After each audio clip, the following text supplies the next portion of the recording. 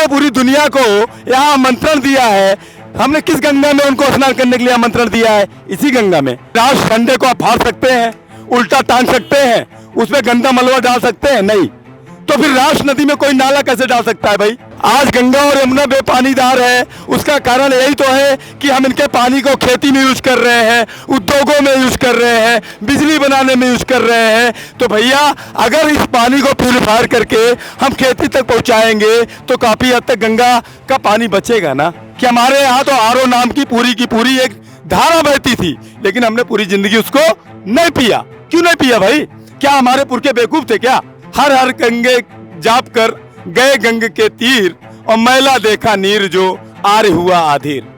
इतने पापी धो गए इस गंगा में पाप, खोकर अपनी अस्मिता झेल रही संताप। गंगा यूं ही नहीं भारत की पहचान, ये संस्कृत की धार है उसका गौरवगान। इस विकास के सूर्य की इतनी तीखी धूप, गंगा मैली हो रही खोकर पावन रूप। देखिए यहाँ पर हमने अभी देखा वहाँ पर कि गंगा में सीधे सीधे नाले का पानी जा रहा है, लेकिन वो जो नाले का पानी है तो यहाँ पर थोड़ी देर पहले जब हम बात किए हमको पता चला कि भाई वो ट्रीटमेंट करने के बाद जा रहा है। आप इस पे क्या कहना चाह रहे थे? हाँ, मेरा तो सिर्फ यही कहना होगा कि इस तरह के प्रयोग इन्होंने लगभग सभी बड़े नालों पर किए हैं, और ये पहली बार प्रयागराज में हुआ है। आज जब से मेला शुरू हुआ है। क्यों भैया? हाँ, थोड़ा सा पहले हुआ होगा। तो मैं सिर्फ इतना कहना चाह रहा हूँ कि हो सकता है कि भैया ने जो बताया आपको उस हिसाब से चीजें। कहना है कि जून तक इनका प्रोजेक्ट है, ये प्रोजेक्ट जो है, और जून के बाद फिर अगर नहीं, मैं उस पर बात नहीं कर रहा। तो मैं उस पे पर बात नहीं। ये इस तरह से जो भी है, क्योंकि मैंने अंदर से देखा सारी चीजें अस्थाई हैं, चीजें कोई स्थायित्व तो नहीं है। पटरे पर रखा है चीजें, मीटर ऐसी पड़ा है बिजली वाला जिसमें हम सारी चीजें सब कुछ। मैं आपको तो जो क्या ये परमानेंट एक एसटीपी प्लांट की तरह बनाया जाएगा या फिर ऐसा होना चाहिए क्या? फिलहाल ऑलरेडी इनकी स्टीपियाँ बनी हुई हैं प्रयागराज में कई सारी, और कहीं न कहीं वो स्टीपियों का जो कार्य है वो सुचारू नहीं है, तभी ऐसी परिस्थितियाँ आई हैं। कारण क्या है कि नालों के पानी को टैपिंग करके जो टंकियाँ आप देख रहे हैं नीचे गंगा जी किनारे, इन टंकियों में नाले का पानी होकर वाटर ट्रीटमेंट प्लांट राजापुर तक जाना चाहिए था। सुन तो लो बेटा, हम कहना क्या चाह रहे हैं, आप इसको अलग से जोड़ रहे हो। इस सारे नाले, जितने भी नाले आते हैं, सभी नालों में के सामने इस तरह की टंकियां आज से नहीं लगभग 10 साल से बनाई गई हैं। इसमें पानी पहले जाता भी था, और इससे कोशिश करते थे कि हम एसटीपी तक पहुंचाएं भी, और पहुंचता भी था। कुछ हद तक वहां पर प्यूरिफायर होता भी होगा पानी, इसलिए कहीं इनकार नहीं कर सकते। ये भैया ने जो कहा ये भी सत्य है कि इनका भी जो तकनीकी है वो काफ़ी हद तक सफल होगी, क्योंकि अगर आप इस साल से अगर आप 4 बार फोल्ड करिए और कोई गंदा पानी छानिए, तो उससे भी आपको जो पानी गिरेगा वो काफ़ी हद तक साफ दिखेगा, और आंख से दिखने वाली गंदगी रुक जाएगी।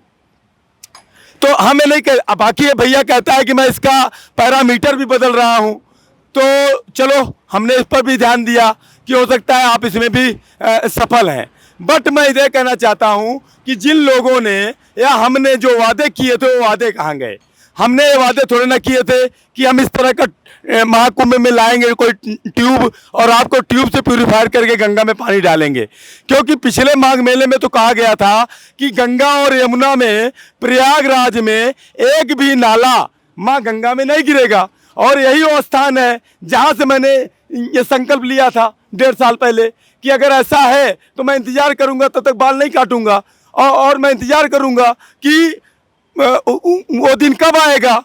और हमने इंतज़ार भी किया, लेकिन कुंभ आते आते हमने देखा कि इनका एसटीपी की व्यवस्था फेल हो गई।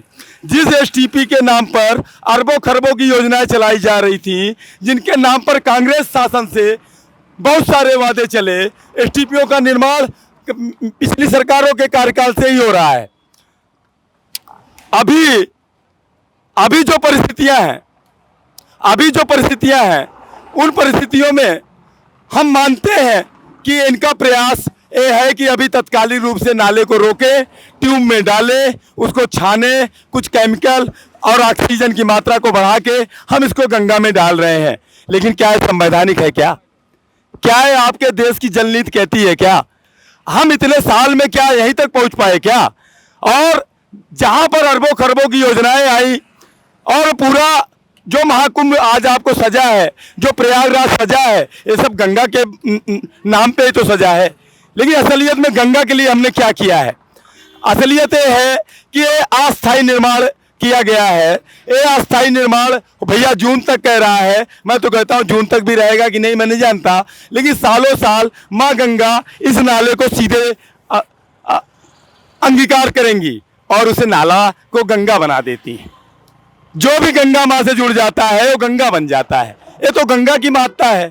लेकिन क्या हम मानव द्वारा निर्मित नाले गंगा को छुए और गंगा आगे जाकर अपने, अभी हम किस सवाल करें कि क्या यहाँ कोई आचमन करेगा? क्या ये पानी यहाँ से अच्छा टीट होके जा रहा है? आपसे ही कहूँगा पत्रकार साहब, क्या आप यहाँ आचमन करके दिखाएंगे? क्या आपको विश्वास हो गया इनसे कि इसका डीओ अच्छा है, इसका बीओडी अच्छा है, इसका टीडीएस सेट हो गया है, क्या आप आचमन करेंगे? क्या है तो गंगा है ना, आचमन करके दिखाएंगे? कोई आएगा वहां आचमन करने के लिए? मेरा कहने का आशय है गंगा पूरी दुनिया में एक है। गंगा राष्ट्र नदी है। राष्ट्र नदी का प्रोटोकॉल कहाँ है भाई? अगर राष्ट्रीय झंडे को हम फाड़ दें, उल्टा टांग दें, गंदा मलबा डाल दें तो हम अपराधी हैं ना। तो राष्ट्र नदी में कोई नाला कैसे डाल सकता है? कोई इसे बांध कैसे सकता है? कोई इसे रोक कैसे सकता है? और कोई इसे बेच कैसे सकता है?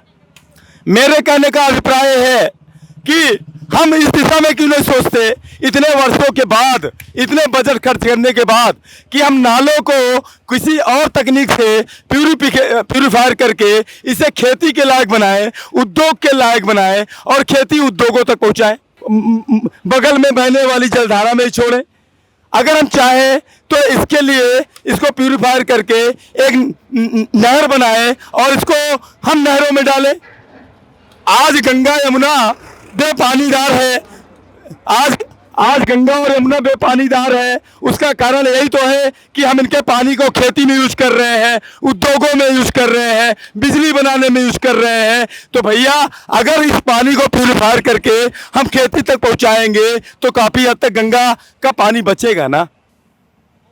दूसरा, इसके अंदर जो पोषक तत्व होते हैं, आपने कभी देखा होगा, ये जो नाले हैं इनके अंदर क्या आता है? इनके अंदर आपके वो वेस्टेज है जो आपके शौचालयों से आते हैं, जो आपकी रसोई से आते हैं, जो आपके सीवेज होते हैं। इसके अंदर एक ऐसा पोषक होता है कि इसे खाद के रूप में भी यूज किया जा सकता है इसकी मिट्टी को, और इसका पानी जो है ये भी काफी हद तक खेतों के लिए बेहतर होता है। लेकिन ये माँ गंगा में जाए और भी इस कुंभ के दौरान जाए, ये मजाक नहीं तो क्या है? हमने पूरी दुनिया को यहाँ आमंत्रण दिया है। हमने किस गंगा में उनको स्नान करने के लिए आमंत्रण दिया है? इसी गंगा में। हम इस तरह का ढोंग करके और हम बोले कि हम ट्रीट करके पानी गंगा में डाल रहे हैं और गंगा जी शुद्ध है, एकदम सदा नीरा है, तो मैं तो चैलेंज कर रहा हूं इसके सामने कोई आके आचमन करके दिखा दे। अगर ये ट्रीट होके जा रहा है, चैलेंज कर रहे हैं, किसको करना चाहिए? ये चैलेंज मैं हर जिम्मेदार को करता हूँ। योगी जी, मैं किसी का नाम नहीं ले सकता क्योंकि देखिए नहीं इसमें भी मैं बोलना चाहूंगा, असलियत में शासन तक पूरी बात नहीं पहुंच रही है। शासन की मंशा साफ है, ये मैं समझता हूं, लेकिन प्रशासन कहीं न कहीं शासन को खुश करने में लगा है और खुश करने के नाम पर वो कहीं न कहीं ऐसे कार्य कर रहा है जो पूरी तरह से अनैतिक है और उसे कहीं से भी शासन का संरक्षण नहीं है। अगर मैं कहूं, क्या योगी जी ने कहा होगा क्या ये विपक्ष की साजिश हो सकती है? मतलब प्रशासन को अपने अंडर में लेके रखना, ये भी हो सकता है क्या? देखिए, ये हंसी मजाक का विषय नहीं है, माँ गंगा का विषय है और माँ गंगा राष्ट्र नदी है। मैंने आपसे एक सवाल किया कि राष्ट्र झंडे को आप फाड़ सकते हैं, उल्टा टांग सकते हैं, उसमें गंदा मलबा डाल सकते हैं? नहीं। तो फिर राष्ट्र नदी में कोई नाला कैसे डाल सकता है भाई? कोई उसको रोक कैसे सकता है भाई? कोई उसको खोद कैसे सकता है भाई? उसका प्रोटोकॉल कहाँ है? और अगर प्रोटोकॉल नहीं है तो राष्ट्र नदी नहीं है। सबसे बड़ा धोखा तो यही है। दूसरी बात मैं ये करना चाहूंगा, मैं बार बार कह रहा हूं, इसका विकल्प है। आरओ सिस्टम का आज पानी हमारे पूरे देश को पिलाया जा रहा है, वो जहर है। हम वो भारतीय लोग हैं जो 400-500 टीडीएस का पानी पीते हैं। हमारे कुएं, तालाब, बावड़ी और हमारी नदियों का आप टीडीएस नापेंगे तो 400 से 500 टीडीएस आएगा। यानी हमारे पुरखे जिन पानी को पीते थे या जो शरीर हमारी पानी को ऑब्जर्व करती है वो कहीं ना कहीं 400-500 टीडीएस का होना चाहिए। अगर आरओ का पानी हमारे लिए बेहतर होता तो हमारी माँ गंगा का टीडीएस भी 80 से लेकर 120-30 होता है। हमने पूरी जिंदगी माँ गंगा का जल क्यों नहीं पिया? हम अंतिम समय में ही उसकी 4 बूंदे क्यों डालते हैं? हमारे यहाँ तो पूरी की पूरी महाधारा बह रही है। एक विचारण ही होना चाहिए कि हमारे यहाँ तो आरओ नाम की पूरी एक धारा बहती थी, लेकिन हमने पूरी जिंदगी उसको नहीं पिया। क्यों नहीं पिया भाई? क्या हमारे पुरखे बेवकूफ थे क्या? मैं इतना ही कहना चाहूंगा कि कहते हैं ना कि हर हर गंगे जाप कर गए गंग के तीर, और मैला देखा नीर जो आर हुआ आधीर। इतने पापी धो गए इस गंगा में पाप, खोकर अपनी अस्मिता झेल रही संताप। गंगा एवं ही नहीं भारत की पहचान, ये संस्कृत की धार है उसका गौरवगान। इस विकास के सूर्य की इतनी तीखी धूप, गंगा मैली हो रही खोकर पावन रूप।